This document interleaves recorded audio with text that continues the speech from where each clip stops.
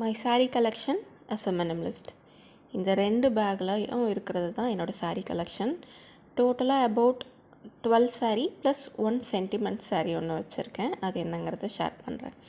So இது வந்து பார்த்திங்கன்னா என்னோடய டிசைனர் saree. இது ஒன்று என்னோடய அப்சல்யூட் ஃபேவரட், எனக்கு ரொம்ப பிடிச்ச கலர்.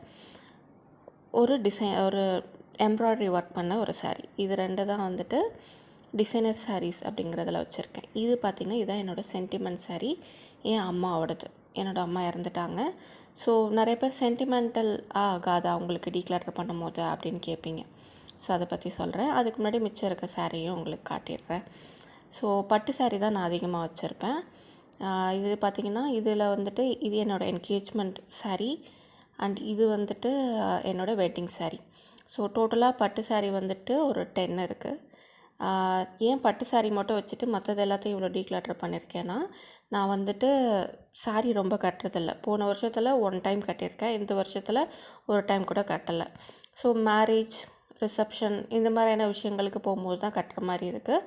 ஸோ அதுக்கு எனக்கு பட்டு saree தான் தேவை. ஸோ அதனால தான் நான் டிசைனர் saree வாங்குறதும் இல்லை. இப்போல்லாம் லாஸ்ட் 2-3 இயர்ஸாக நான் சாரீஸே வாங்கலை. எனக்கு கிஃப்டாக தான் வந்திருந்தது. ஸோ ரெகார்டிங் சென்டிமெண்ட் saree, என் அம்மாவுக்கு ரொம்ப பிடிச்ச கலர் காட்டன் saree. அதை தான் நான் வச்சுருக்கேன். என்னென்னா சென்டிமெண்ட் அப்படிங்கிறது எல்லா பொருளையும் நம்ம வைக்கக்கூடாது. நம்மளுக்கு ரொம்ப க்ளோஸ் டு த ஹார்ட் அப்படிங்கிற மாதிரி ஒன்று எடுத்துகிட்டு மிச்சம் எல்லாத்தையுமே வந்து நான் டொனேட் பண்ணிட்டேன். வெரி ஹாப்பிலி நான் டொனேட் பண்ணேன் மற்ற எல்லாத்தையும். ஸோ வந்துட்டு எல்லாத்துலேயும் சென்டிமெண்ட் வைக்காதீங்க. நீங்கள் saree ரொம்ப கட்ட மாட்டீங்க அப்படின்னா நீங்கள் தாராளமாக டீக்ளட்டர் பண்ணி உங்களுக்கு பிடிச்சதை மட்டும் வச்சுக்கலாம்.